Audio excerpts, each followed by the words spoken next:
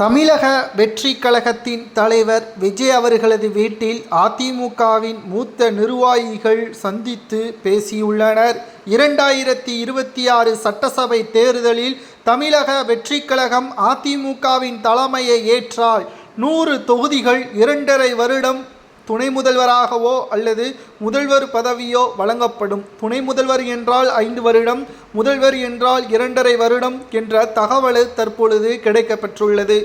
விஜய் அவர்கள் என்ன கூற வேண்டும் என்பதை உண்மையான தமிழக வெற்றி கழகத்தின் தொண்டர்கள் கமெண்ட் வாயிலாக கூறுங்கள்.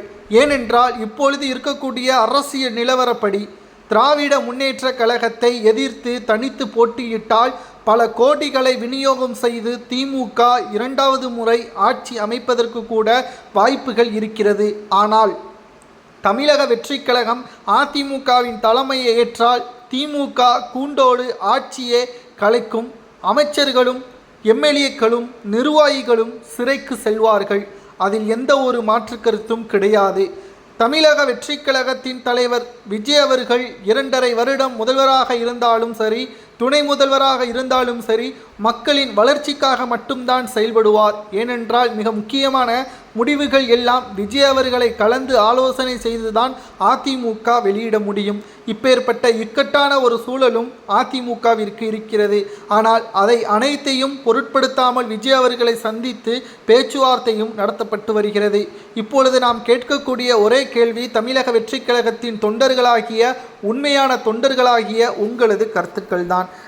தமிழக வெற்றி கழகம் அதிமுகவின் தலைமையேற்று போட்டியிட்டு திமுகவின் ஆட்சியை கலைப்பதற்கு உறுதுணையாக இருக்கலாமா, அல்லது வெற்றியோ தோல்வியோ தமிழக வெற்றி கழகம் அதிமுகவுடன் கூட்டணி வைக்காமல் களத்தில் தனியாக போட்டியிடலாமா என்பதை தான் உங்களது கருத்துக்களை கமெண்ட் வாயிலாக கூறுங்கள். தமிழக வெற்றி கழகத்தின் தலைமைக்கு இது மிக முக்கியமான ஒரு பங்களிப்பாக மாறும்.